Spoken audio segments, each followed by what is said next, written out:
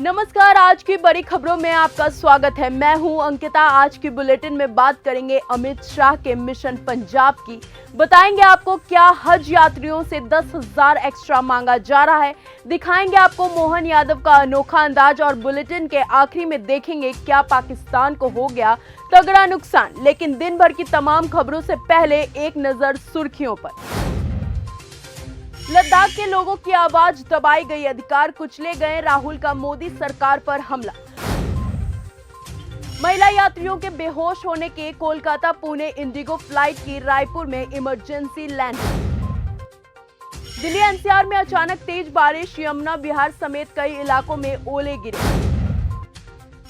मोहन यादव का दिखा अनोखा अंदाज। मुख्यमंत्री मोहन यादव ने खरगोन में कलेक्टर और मंडी सचिव को निर्देश दिए। उन्होंने कहा कि उपार्जन खरीदी केंद्रों पर पूरे 6 तोले कांटे लगाए जाएं। गेहूं खरीदी की आज से नए मापदंड जारी हुए हैं, वहीं लागू हो जाए। किसानों के लिए उपार्जन खरीदी केंद्रों पर पर्याप्त छाया और शीतल पेयजल के समुचित व्यवस्था सुनिश्चित की जाए। हज यात्रियों से 10,000 एक्स्ट्रा मांगा जा रहा है। असाउद्दीन ओवैसी ने हज कमेटी द्वारा यात्रियों से 10,000 रुपए एक्स्ट्रा हवाई किराए की मांग पर सवाल उठाया। उन्होंने कहा है कि ये सरासर शोषण है। ओवैसी ने बताया कि यात्रियों की तरफ से पहले ही 90,844 लिए जा चुके हैं। ओवैसी ने तुरंत सर्कुलर वापस लेने को कहा है। अमित शाह का मिशन पंजाब। 5 राज्यों के चुनाव बाद भाजपा ने मिशन पंजाब शुरू किया है। इस मिशन के तहत गृह मंत्री अमित शाह हर महीने पंजाब जाएंगे। मई से शुरू हो रहा है अभियान ड्रग्स के खिलाफ जन जागरूकता पर केंद्रित होगा। भाजपा का लक्ष्य पंजाब में अपनी पैठ मजबूत करना और आगामी विधानसभा चुनाव से पहले ड्रग्स को एक बड़ा मुद्दा बनाना है। साथ ही आप सरकार को इस पर घेरना है।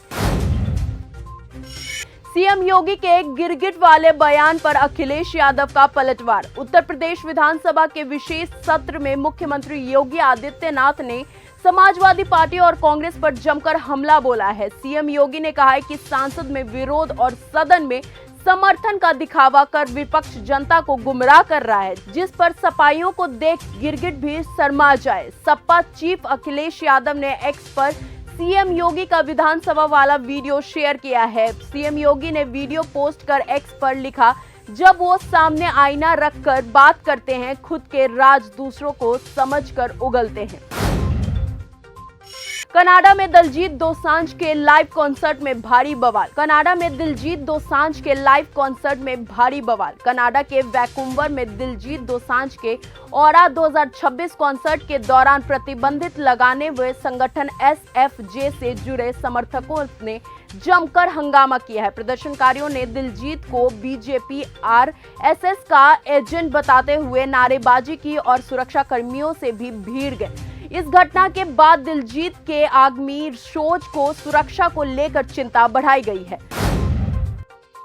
सभी भारतीयों के डीएनए में महादेव। जामिया के कुलपति मजहर आफिस ने सभी भारतीयों के डीएनए में महादेव के होने का बयान दिया था, जिसकी जामिया की एसएफआई यूनिट ने कड़ी निंदा की है। ये बयान आरएसएस के युवा कुंभ में दिया गया था।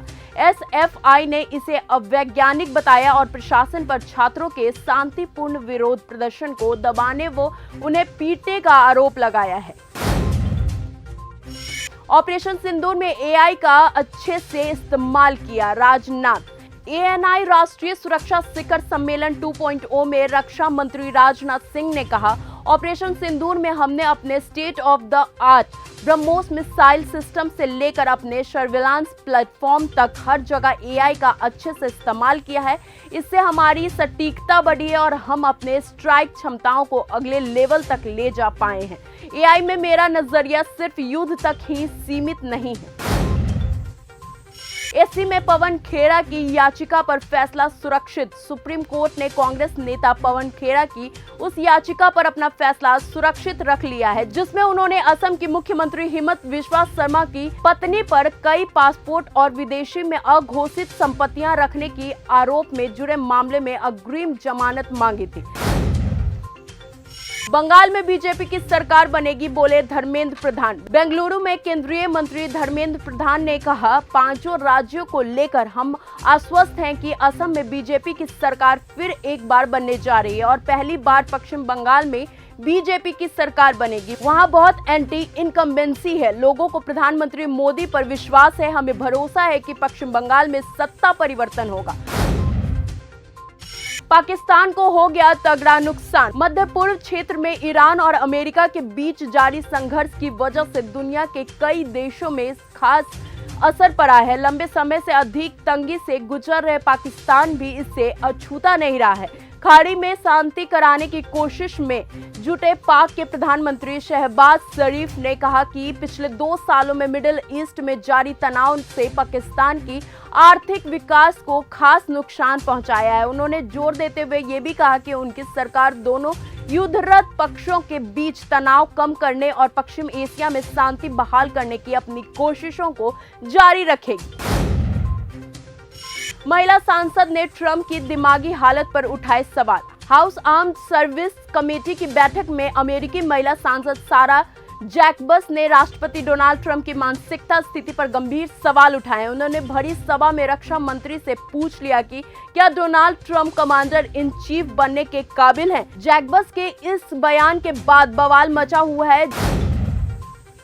डोनाल्ड ट्रंप ने अंतरिक्ष यात्रियों से की मुलाकात। अमेरिकी राष्ट्रपति डोनाल्ड ट्रंप ने आर्टेमिस 2 मिशन के 4 सदस्यीय दल अंतरिक्ष यात्रियों Reid Wiseman, Victor Glover, Christina Koch और जेरमी हैंसन और उनके परिवार के सदस्यों को व्हाइट हाउस के ओवल ऑफिस में आमंत्रित किया है। राष्ट्रपति ट्रंप ने कहा कि कुछ ऐसे लोग हैं जिन्होंने पूरी दुनिया का ध्यान अपनी ओर खींचा है, वो बहुत बहादुर हैं।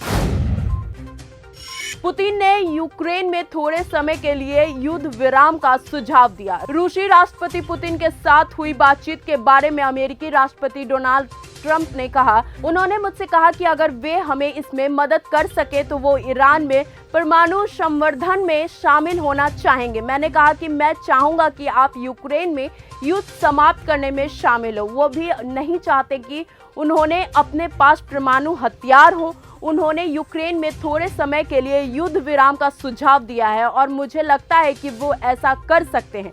वो इससे संबंधित कोई घोषणा भी कर सकते हैं।